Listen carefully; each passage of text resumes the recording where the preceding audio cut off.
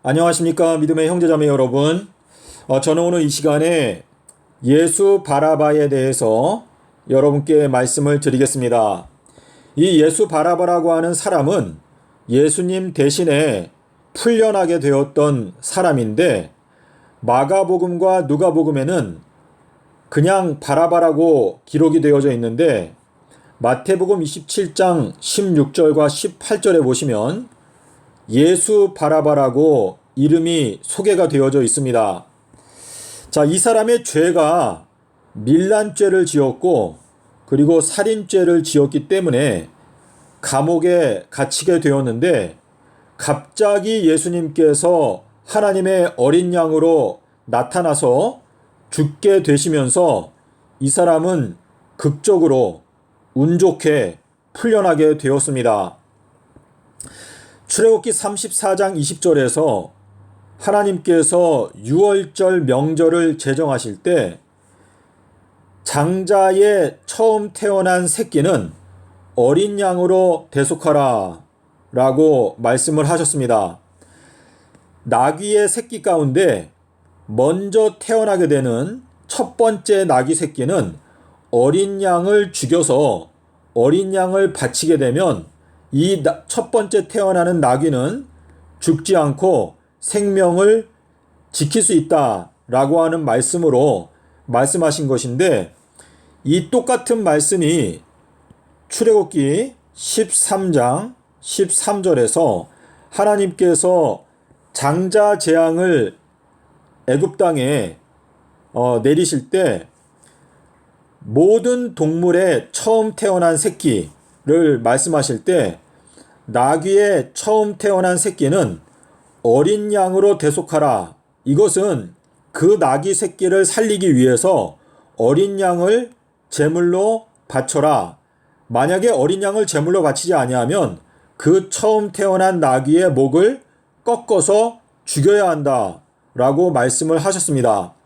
자, 여기에서 이 나귀는요, 마태복음 21장 1절에 보시면 너희가 묶여있는 나귀를 풀어서 나에게 데려오라 라고 말씀하셨는데, 이 나귀가 바로 예수 바라바를 가리키는 것입니다.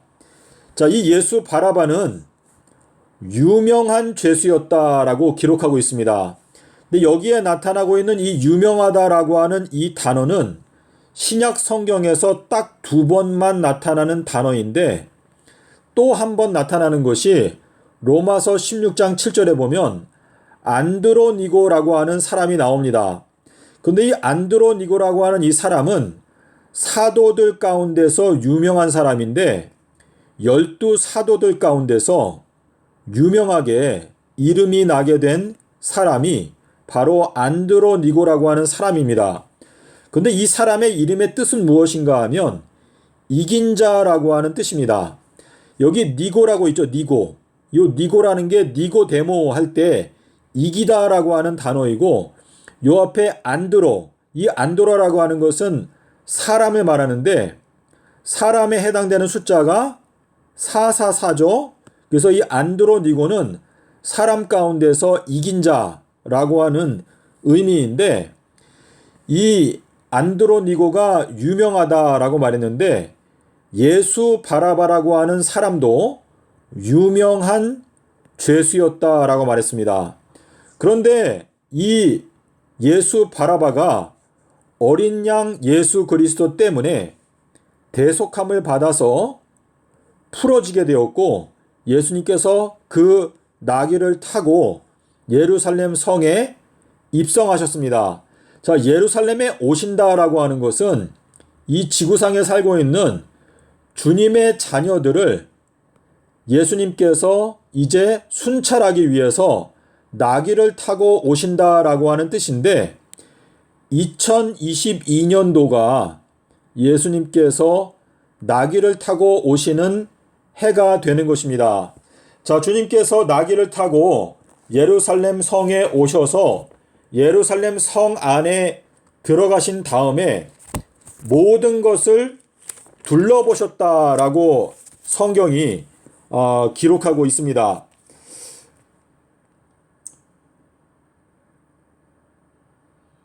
자, 그 내용이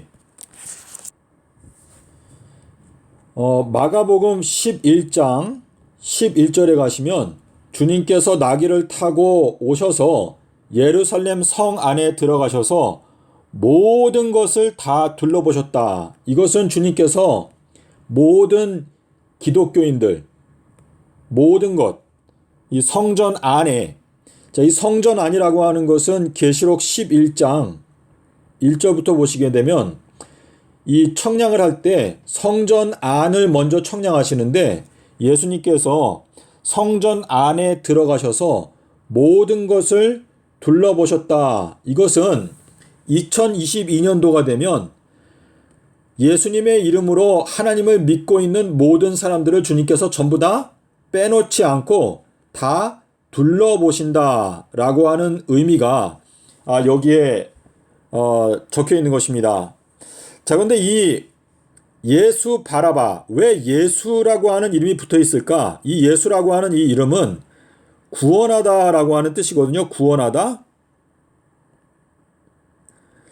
자, 이 마지막 재림 때에는 예수님께서 마태복음 17장 11절에서 엘리야가 와서 모든 것을 회복한다라고 하는 그 말은 엘리야가 와서 주님의 몸된 교회를 구원한다라고 하는 의미가 되겠습니다.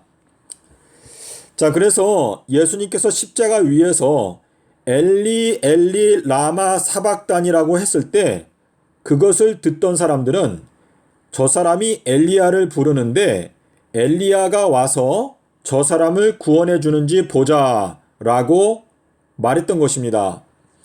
그래서 지금 예수 바라바라고 하는 이 사람은 어린 양 예수 그리스도 때문에 극적으로 풀려나게 되었던 나귀를 말하는 것인데 이 나귀가 바로 엘리야를 가리키는 것입니다.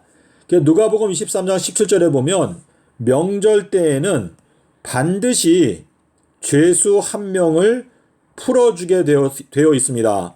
그래서 이 재림 때에 주님께서 엘리야를 풀어주셔서 엘리야가 감옥에서 나와서 진리의 말씀, 영생의 말씀을 올바르게 전파하게 될 때에 주님의 자녀들이 그 음성을 듣고 이제 영생길로 들어가기 위해서 모여들게 된다라고 하는 것을 말씀하시는 것인데 주님께서 요한복음 10장 2절에서 말씀하시기를 좁은 문으로 들어가게 되는 자가 양의 목자가 될 것이다 라고 하는 말씀을 하셨는데요. 이것은 좁은 문을 발견하는 사람을 말하는 것입니다. 발견. 이 좁은 문을 발견하는 자가 그 좁은 문으로 들어가게 될 것인데 그 사람이 양의 목자가 될 것이고 철장 남자가 될 것인데 그 사람이 만국을 목양하게 될 것이다 라고 말씀을 하시고 있고 이 목자가 이 재림 때에 인자, 또 엘리야, 또 집주인, 또 청지기, 제자, 서기관, 사람 이렇게 여러 가지 모양으로 표현이 되어져 있습니다.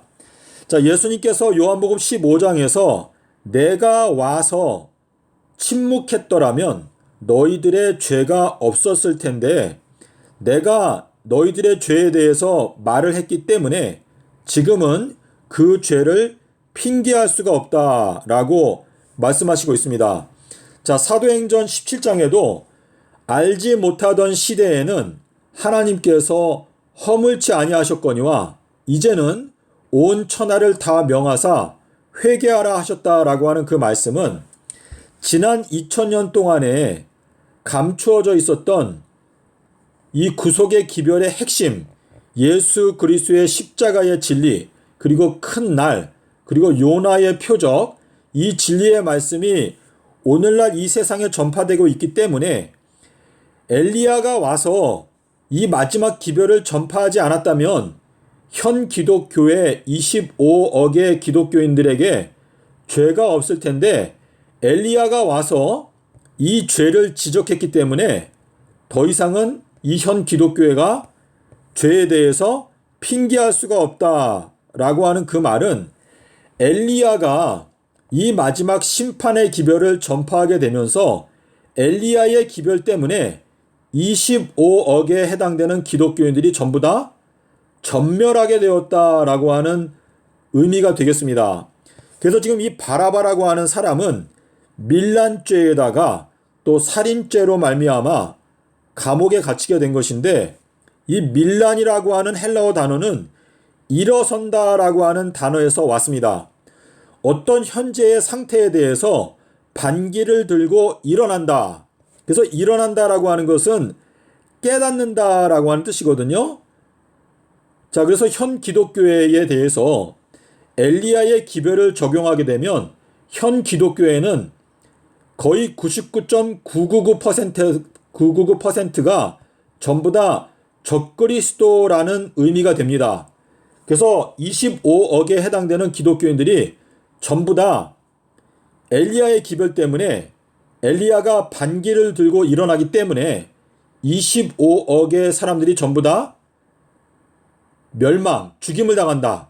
결국은 엘리야가 살인죄가 적용이 되는 것인데, 엘리야가 기별을 전파하지 않았다면 25억의 기독교인들이 죄가 없을 텐데, 엘리야가 기별을 전파했기 때문에 25억의 기독교인들이 전부 다 죽임을 당한다.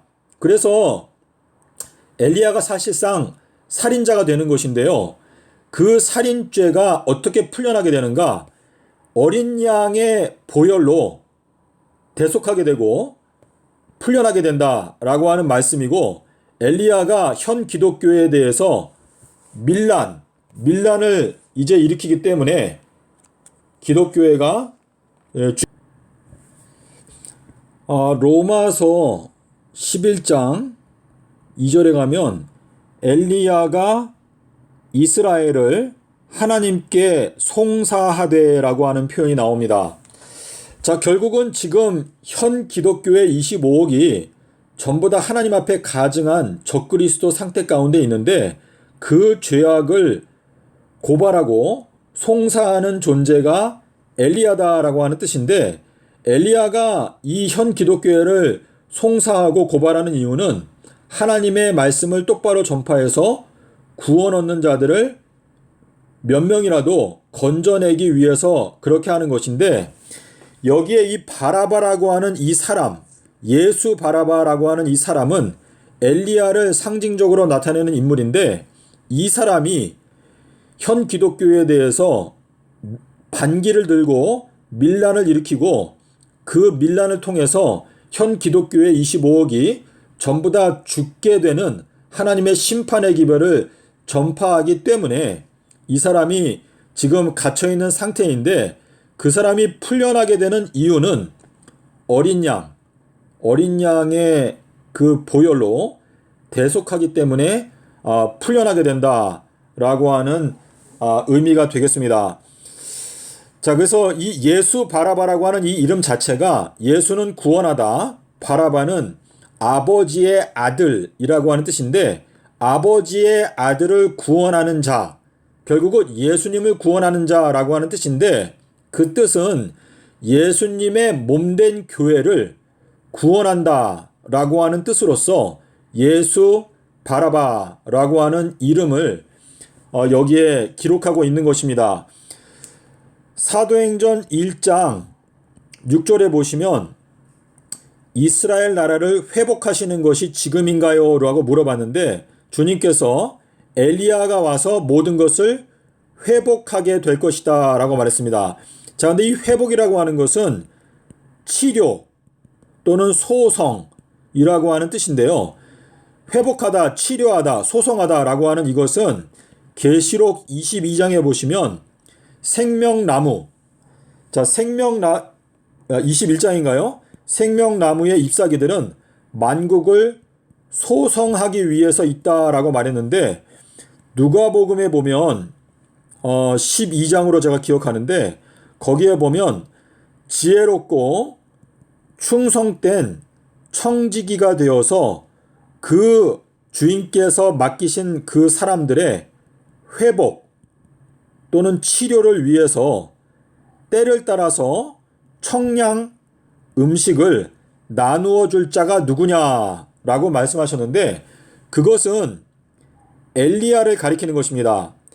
지금 누가복음 12장의 말씀을 저희가 잠깐 가서 보시겠습니다. 예, 여기 누가복음 12장에 왔는데요. 자, 지금 우리 38절부터 보게 되면 2경 또 3경, 2경이나 3경에 이르러서도 종들이 깨어있는 것을 보면 그 사람들은 복이 있을 것이다 라고 말씀을 하시는데요. 41절에 가면 베드로가 예수님께 물어보기를 이 2경이나 3경이라고 하는 이 말씀을 하시는 이 비유를 우리한테 하시는 건가요? 아니면 모든 사람에게 말씀하시는 건가요? 라고 물어보니까 예수님께서 대답하시기를 앞으로 지혜가 있고 진실된 청지기가, 이게 엘리야를 가리키는 것인데요. 그 청지기가 오게 될 때 그가 너희들에게 이 너의 질문에 대해서 답변을 해주고 설명을 해줄 것인데, 이 엘리야가 지혜와, 이 지혜는 침례 요한에 대해서도 지혜라고 말했거든요. 마태복음 11장에 보면 침례 요한도 지혜 있는 자다라고 말씀하셨는데, 엘리야가 지혜와 진실된 청지기로서 와서 그 주인의 맡겨진 그 사람들의, 여기 원어 성경을 보면 소성, 이 소성이 회복이거든요. 회복.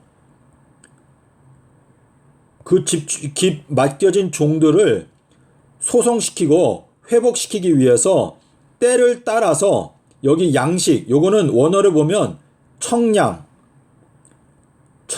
양식. 자, 이 마지막 때 그분의 백성들을 심판하시는 그 청량을 통과할 수 있는 양식을 나누어 주게 될 것인데, 그 엘리야가 나타나게 되면 그 엘리야에게 예수님께서 모든 소유를 다 맡기게 될 것이다.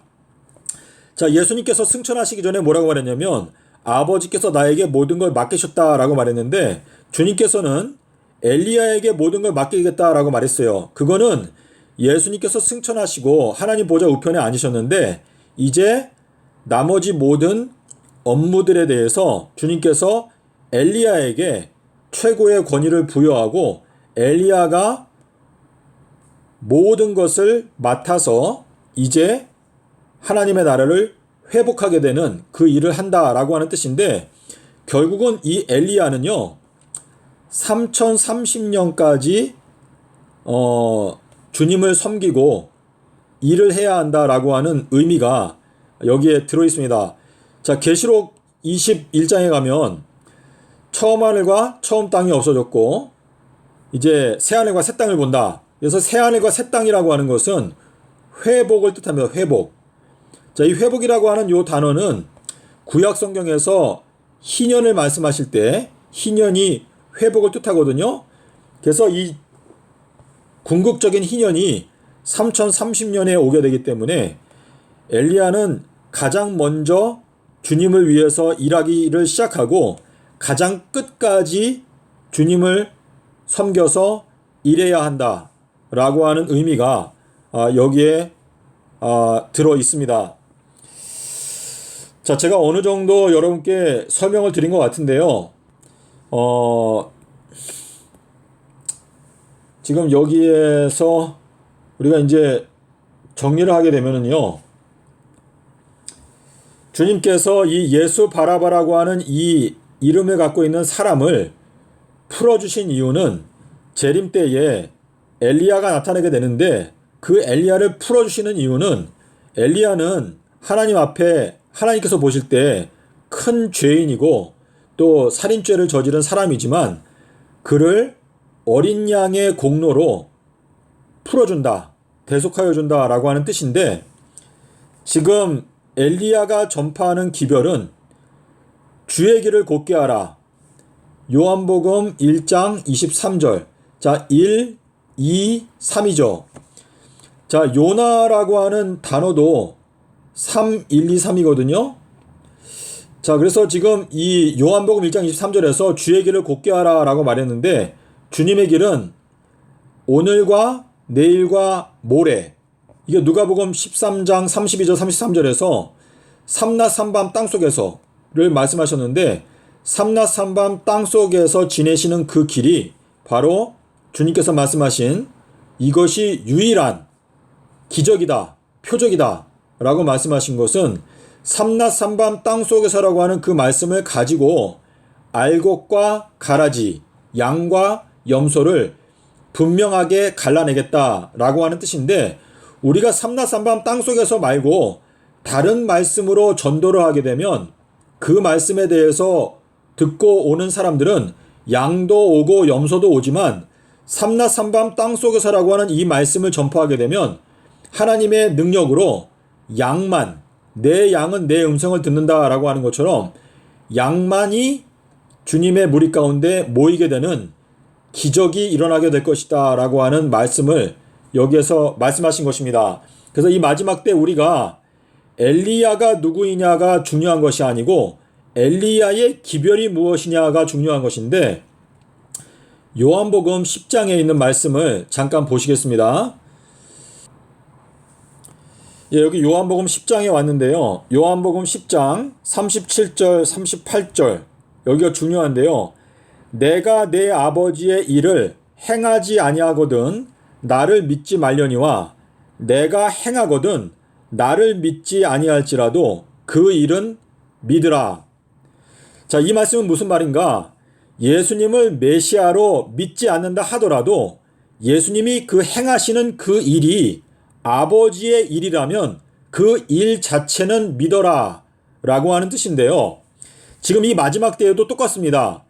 엘리야의 기별이 지금 분명히 전파가 되고 있는데, 그 엘리야의 기별을 전파하는 그 사람을 엘리야로 믿지 않는다 하더라도 그 사람이 전파하는 그 기별 자체가 엘리야의 기별이면 그 기별 자체라도 너희가 믿어야 한다 라고 말씀하시는 것인데, 내가 엘리야가 와서 엘리야가 엘리야의 일을 행하거든 그 사람을 엘리야로 믿지 아니한다 하더라도 그 기별 자체는 믿어라.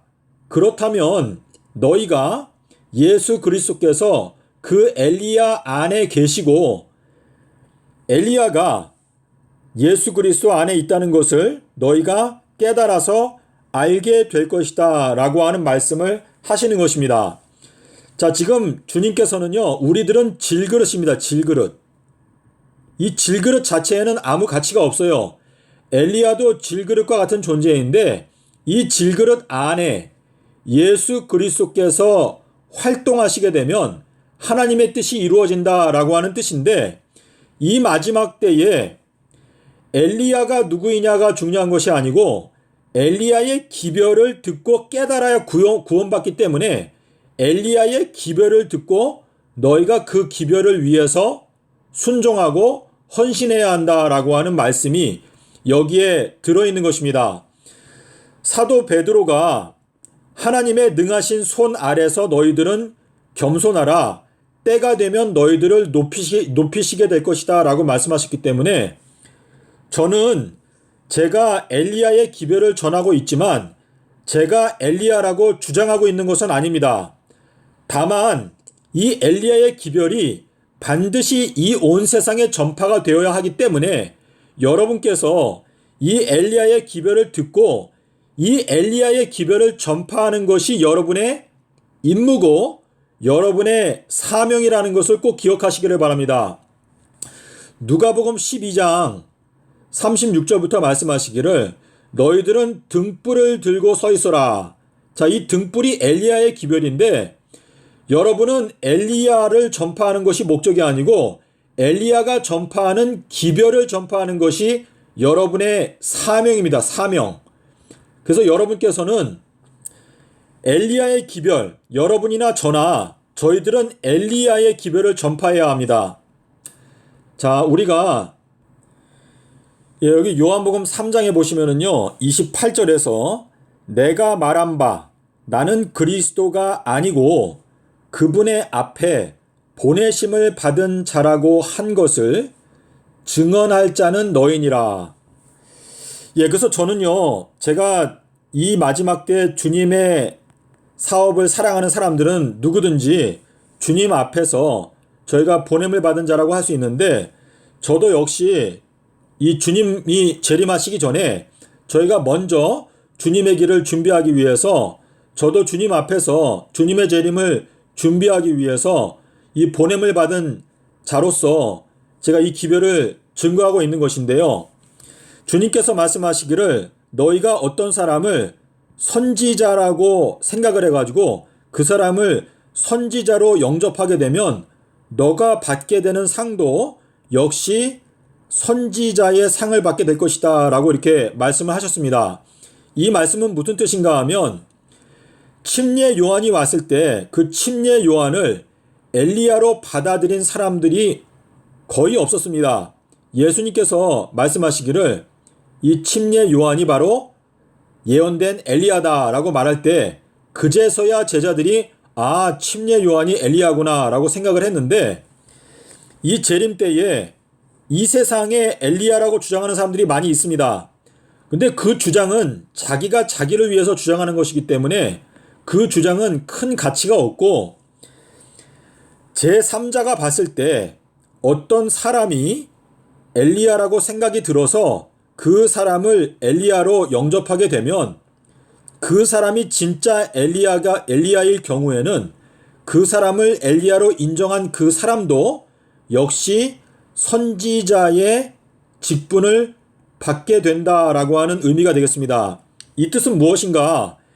엘리야가 이 마지막 때에 오게 되는데 그 엘리야가 전파하는 그 기별을 엘리야의 기별로 생각하고 간절한 마음으로 그 기별을 받아들여서 그 엘리야의 기별을 100% 또는 90% 이렇게 받아들이게 되면 엘리야의 기별을 100% 이해하는 것은 거의 불가능할 것입니다. 그런데 이 엘리야의 기별을 받아들이는 그 사람은 역시 선지자로서의 역할을 감당하게 될 것이다 라고 하는 뜻에서 선지자를 선지자의 이름으로 영접하는 그 사람은 선지자의 상급을 받게 될 것이다 라고 하는 말씀에서 엘리야를 엘리야로 인정하는 사람 또는 이해하는 사람은 두 선지자, 두 증인의 사명을 감당하게 될 수 있다라고 하는 것을 예수님께서 말씀을 하신 것입니다. 자, 믿음의 형제자매 여러분께서 마땅히 생각할 그 이상의 생각을 할 것은 아닌데 이 성경 말씀을 자세하게 살펴보게 되면 구체적으로 주님께서 이 마지막 때를 어떻게 열어가시는지 알 수가 있습니다. 그래서 재림 때부터 3030년도가 올 때까지는 엘리야와 그리고 12지파 이렇게 14만 4천인들이 이 하나님의 나라를 회복하기 위해서 1000년 동안에 주님을 모시게 된다라는 것을 알 수가 있는데 마지막 끝까지 활동해야 되는 것은 엘리야가 된다라는 것을 저희가 알 수가 있습니다. 자, 그러면은 마가복음 9장 35절을 잠깐 보겠습니다. 여기 마가복음 9장 35절에서 예수께서 앉으사 12제자를 불러서 이르시되 이 12제자한테 말씀하시는 건데 너희들 중에서 첫째가 되고자 하면 무사람의 끝이 되어야 한다라고 말씀하셨는데 이 첫째가 요게 엘리야를 가리키는 것입니다. 너희들 중에서 누구든지 엘리야가 되고자 하는 사람이 있으면 그 사람은 마지막 끝까지 주님을 섬기고 봉사해야 되는 길을 걸어가야 한다라고 하는 의미가 되겠습니다. 자, 그러면 우리가 마태복음에 가서 한번 보시겠습니다. 여기 마태복음 20장에 왔는데요. 마태복음 20장 8절에 보시면 저물매. 자, 이거는 이제 모든 것이 끝나고 저녁이 되었을 때 포도원 주인이 청지기에게 말하기를 품꾼들을 불러서 나중 온 자로부터, 이건 11시 일꾼이죠. 나중 온 자로부터 시작해서 먼저 온 자까지 싹쓸 주라. 자, 여기에는 데나리온이라고 나옵니다. 데나리온. 한 데나리온씩 사람들에게 모두 다 똑같이 나눠주는데 여기에 먼저 온 자는 요거는 엘리야를 가리키는 것입니다.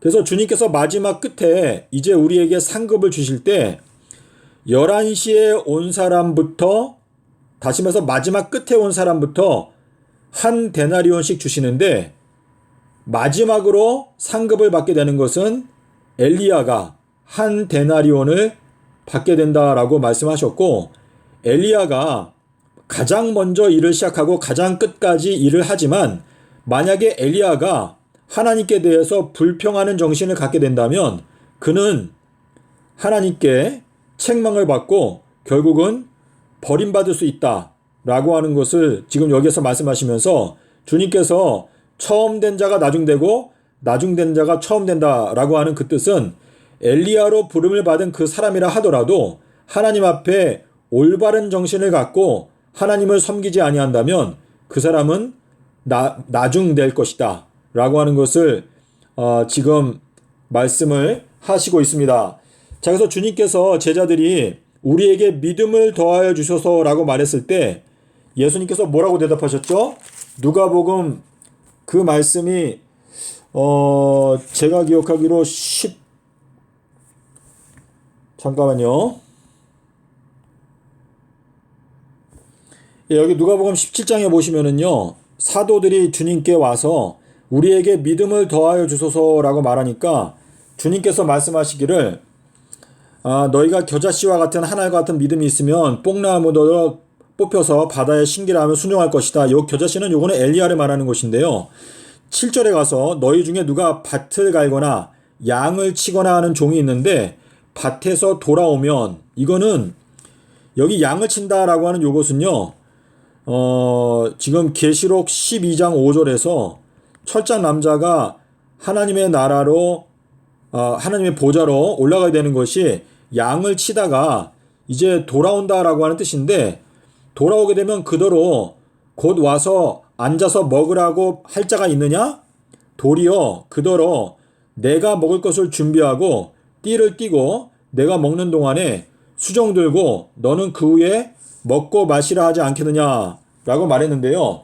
이것은 지금 이 철장 남자가 계시록 12장 5절에서 하나님의 보좌로 올라가게 되는 것이 거기에 가서 쉬기 위해서 올라가는 것이 아니고 예수님께서 먹고 마신다. 이것은 예수님께서 재림전 7년의 기간 동안에 이 세상에 있는 주님의 자녀들을 양육하고 먹이고 하는 그 기간 동안에 이 철장 남자가 주님께서 먹고 마시는 그 기간 동안에 계속 옆에서 수종 들고 이렇게 주님을 봉사하고 섬겨야 한다라고 하는 뜻으로 말씀하시는 것인데 이렇게 주님께서 명하신 대로 다 순종을 하고 난 다음에 이 종이 하는 마음의 태도는 뭐냐면 우리들은 무익한 종입니다. 우리가 하여야 할 일을 한 것뿐입니다. 라고 대답하는 그 정신, 그것이 바로 믿음이 더하여지는 정신이다. 라고 여기에 말씀을 하시고 있는 것입니다. 자, 그래서 이 내용이요. 누가복음 12장에 나오는데요. 그 내용을 잠깐 보겠습니다. 지금 누가복음 12장에 가면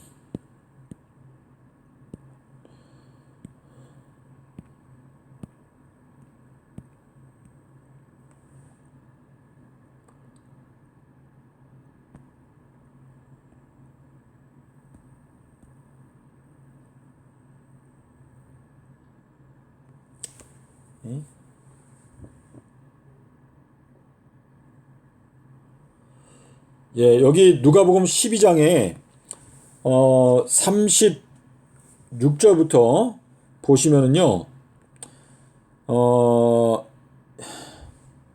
여기 37절 주인이 와서 깨어있는 것을 보면 그 종들은 복이 있을 것인데 그 주인이 띠를 띠고 그 종들을 자리에 앉히고 나와서 수종 들리라 라고 말했는데요. 여기에서 말하는 요 주인은 요거는 엘리야의 일을 가리키는 것입니다.